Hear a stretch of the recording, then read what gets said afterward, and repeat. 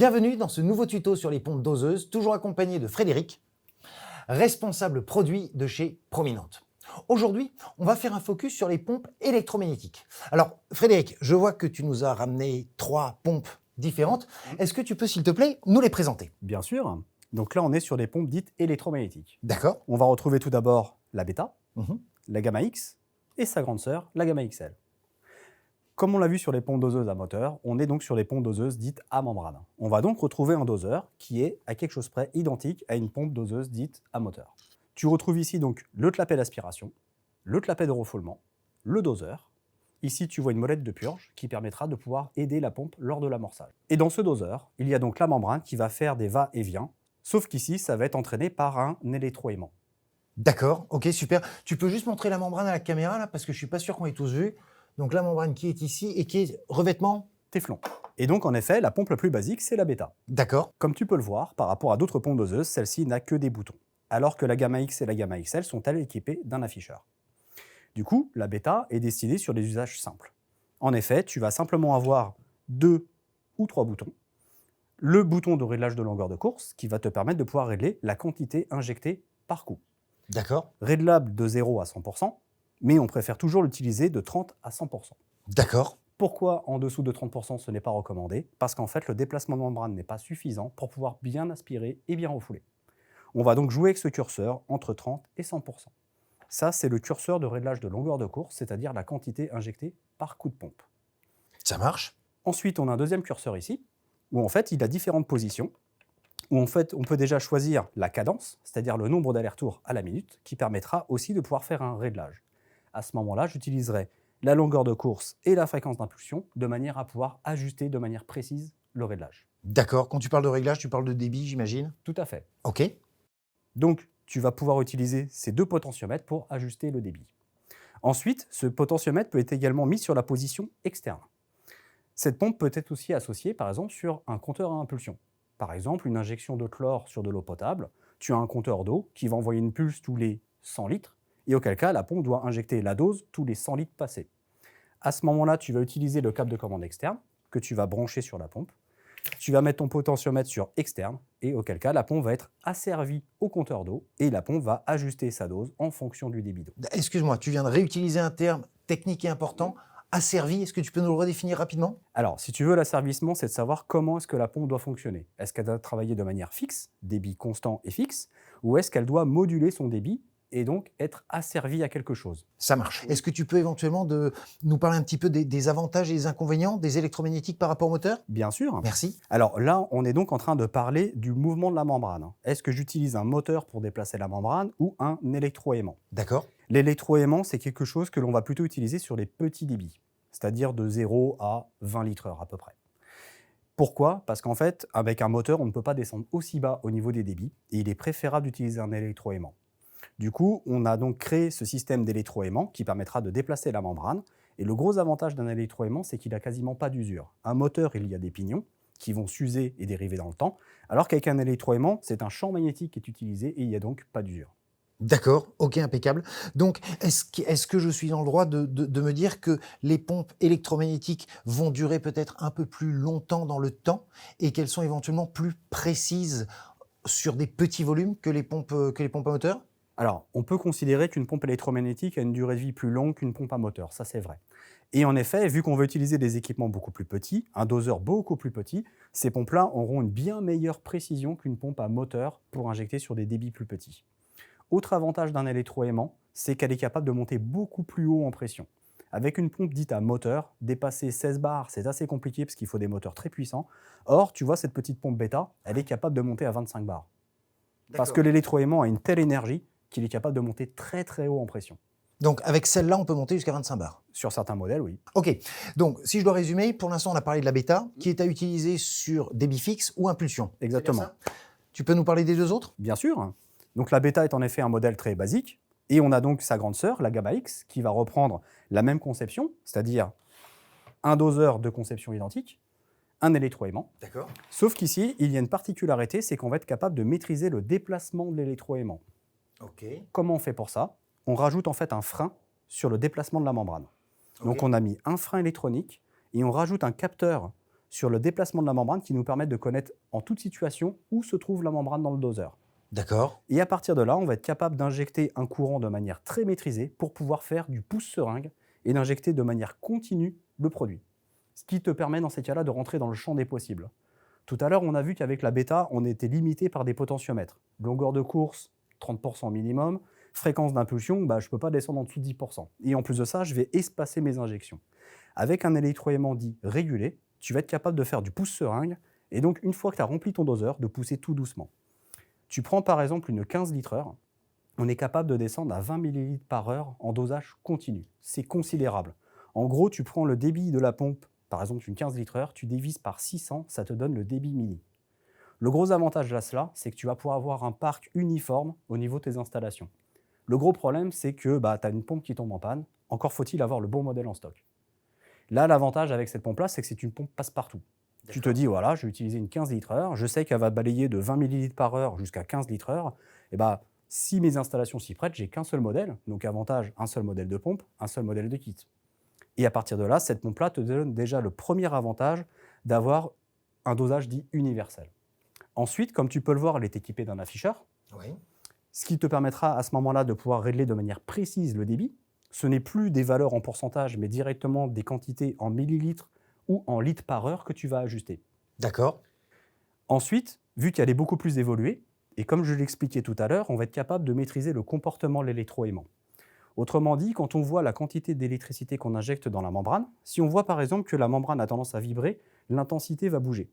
À partir de là, on va être capable par exemple de détecter des bulles d'air, et donc de prévenir comme quoi il y a une anomalie de dosage. D'accord. Autre chose, si l'intensité dans l'électroaimant monte, ça veut dire que la pompe a le force. À partir de là, on va être capable de détecter une surpression. Quand on a vu les accessoires dans un autre tutoriel, on a parlé à un moment donné de vanne multifonction ou de soupape de décharge, où je t'avais dit, quand tu fermes le refoulement d'une pompe, tu peux monter très haut en pression. Là, le gros avantage, c'est que la pompe va être capable de s'arrêter avant de monter en surpression. Du coup, une soupape de décharge peut dans l'absolu devenir non nécessaire. D'accord. Et vu qu'on maîtrise cette intensité, on va être capable d'en déterminer une pression. Et tu verras dans le tutoriel qui est lié au réglage des pompes que la gamma X affiche la pression en temps réel, ce qui te permet aussi de mieux appréhender le fonctionnement. D'accord. Est-ce que tu as autre chose à nous dire sur cette gamma X? Oui. Allez, on t'écoute. Grosso modo, elle va reprendre les mêmes débits que la bêta. D'accord. La bêta va pouvoir monter à peu près jusqu'à 30 litres-heure sur le plus grand des modèles. Celle-ci monte à peu près à 45 litres-heure. On va dire que c'est à peu près équivalent. Là où elle se distingue de la bêta, c'est non seulement donc le système d'électroaimant régulé qui permet de pouvoir t'ouvrir le champ des possibles, de détecter la pression et de créer des alarmes prédictives en cas d'anomalie, mais aussi et surtout de pouvoir l'asservir de manière beaucoup plus fine à ton installation. Tout à l'heure, on a vu qu'avec la bêta, tu étais soit en débit fixe ou en pilotage par impulsion. Alors bien sûr que cette gamma X peut le faire aussi, mais elle peut aussi recevoir un signal 420 mA qui vient par exemple d'un débitmètre d'eau à traiter ou d'un analyseur de chlore, de manière à réguler le débit par rapport à cette information-là. On peut aussi l'utiliser avec des protocoles que l'on appelle des protocoles bus, tels que le Modbus, le Profibus, de manière à pouvoir la faire piloter avec des protocoles dits numériques. D'accord. En effet, comme tu peux le voir, il y a beaucoup plus d'entrées et de sorties que sur la bêta. On va donc toujours avoir le fameux câble de commande externe, qui est quelque chose qui est obligatoire en termes de pilotage avec une pompe comme celle-ci, car elle est équipée d'électronique et il faut utiliser ce câble. On a donc une prise pour ce câble. On a aussi une prise ici où on va pouvoir rajouter une détection de rupture de membrane, une prise pour pouvoir contrôler le dosage avec un équipement supplémentaire et enfin un détecteur de niveau. Ensuite, tu vois ici une petite carcasse, comme tu peux le voir sur la bêta à côté. C'est la possibilité de rajouter une carte relais, parce qu'il est quand même préférable, quand la pompe a un défaut, de pouvoir le savoir à distance. Voilà, donc en effet, la gamma X est le modèle passe-partout que l'on rencontre énormément dans les installations de potabilisation en France, parce qu'en fait, elle a vraiment beaucoup de possibilités d'alarmes prédictives qui sont très intéressantes pour les exploitants. Ok, super. Bon, écoute, je pense qu'on a bien compris la différence entre la bêta et la gamma X. Forcément, la XL, c'est une évolution, elle est juste plus grosse ou elle a des fonctions supplémentaires? Est-ce que tu peux nous en parler 2 petites minutes? Alors, grosso modo, c'est la grande sœur de la gamma X. D'accord. Comme je te le disais tout à l'heure, la plus grosse des gamma X fait 45 litres-heure. Okay. Celle-ci va pouvoir monter jusqu'à 80 litres-heure.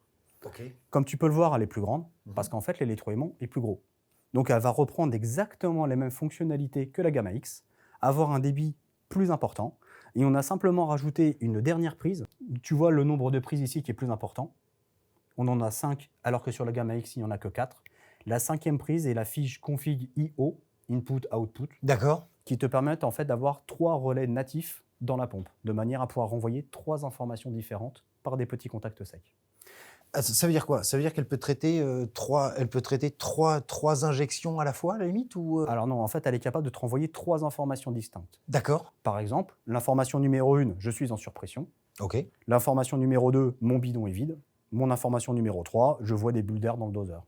D'accord. Comme ça, à distance, tu sais quel type d'anomalie tu vas rencontrer sur ton installation et pouvoir intervenir ou pas en fonction de la gravité de l'alarme que tu auras détectée. Ça marche. Excuse-moi, juste revenir sur un petit détail. Tout à l'heure, on parlait des pompes à moteur et tu disais effectivement qu'elles étaient pour des gros volumes et qu'elles étaient moins précises. Là, tu es en train de me dire qu'on passe de 45 litres maximum à 80 litres maximum. Est-ce que le fait qu'elle soit plus grosse veut aussi dire qu'elle est moins précise? Non, la conception est strictement identique. Alors, dans l'absolu, elle serait moins précise à débit équivalent sur des plages basses. On ne va pas choisir une 80 litres/heure pour injecter à 10 millilitres par heure. D'accord. Mais en termes de précision, toutes ces pompes-là ont une précision équivalente, à savoir 2% de précision de dosage, et ça sur l'ensemble de la gamme. Ok, bon, a priori, tu as été relativement exhaustif sur la gamme XL. Alors, question bête, j'ai 3 pompes, tu me dis qu'elles sont quasiment toutes aussi bien et que c'est une question de volume. Pourquoi en choisir une plutôt que l'autre? Alors, le but du jeu, c'est que tu as besoin d'injecter quoi et comment. Donc à partir de là, tu dois forcément connaître le type de produit véhiculé, le type d'aspiration, la pression à l'injection, ainsi que le système d'asservissement sur lequel tu veux l'avoir, ainsi qu'éventuellement les informations que tu souhaites rapatrier. Si tu cherches quelque chose qui est très très simple, dans ces cas-là, tu t'orientes sur une pompe type bêta. Et si tu cherches quelque chose de beaucoup plus évolué et évolutif, tu vas plutôt t'orienter sur une gamma X à débit équivalent de la bêta et sur la gamma XL si le débit de la gamma X n'est pas suffisant. Bon, je pense que c'est clair pour tout le monde. En tout cas, une chose est claire, c'est qu'a priori, la gamma X ou la gamma XL sont beaucoup plus coûteuses, mais elles sont capables d'apporter également un niveau de sophistication qui est supérieur à la bêta. Bon, Frédéric, merci beaucoup de nous avoir donné toutes les différences entre ces 3 pompes. J'ai juste une dernière question, parce qu'il est là, il est devant depuis tout à l'heure, on s'occupe pas de lui. Alors oui, tu nous as dit qu'on pouvait la brancher, effectivement, récupérer les informations. Est-ce que tu pourrais nous en dire 2 mots? Parce que là, je vois une prise, je vois quoi? Je vois 4 fils, 5 fils qui sortent. Tu peux nous en parler un petit peu plus en détail, s'il te plaît? Bien sûr, ça c'est ce qu'on appelle le câble de commande externe. C'est quelque chose qui va pouvoir te permettre de pouvoir rentrer des informations dans la pompe. D'accord. Donc chacune de ces pompes-là a une prise permettant de recevoir ce câble. D'accord. En l'occurrence, tu as 5 fils, Oui. d'accord? Tu as une petite étiquette qui te permet de connaître le code couleur et la correspondance des fils. D'accord. Et grosso modo, tu as tout d'abord le fil noir qui la masse, le fil marron qui la pose, et il faut obligatoirement que ces 2 fils se touchent pour que la pompe soit autorisée à doser. D'accord. Par exemple, ta pompe veut travailler en débit fixe, tu sépares les fils, la pompe s'arrête, tu touches les fils, la pompe dose. Très bien. Ensuite, tu vas avoir un fil blanc. On parlait tout à l'heure de la bêta ou de la gamma qui peut être associée à un compteur à impulsion. Tu vas donc brancher les 2 fils noirs et marron sur un fil du compteur et le deuxième fil du compteur, tu vas l'utiliser sur le fil blanc. Ensuite, il te reste le fil bleu, c'est le plus du signal 420 mA. D'accord. Et enfin, le fil gris, qui est ce qu'on appelle la fréquence auxiliaire, qui permet à distance de mettre la pompe doseuse en marche forcée. Tout ceci est bien sûr redétaillé dans nos notices techniques. N'hésitez pas à les reconsulter de manière à convenablement câbler votre pompe.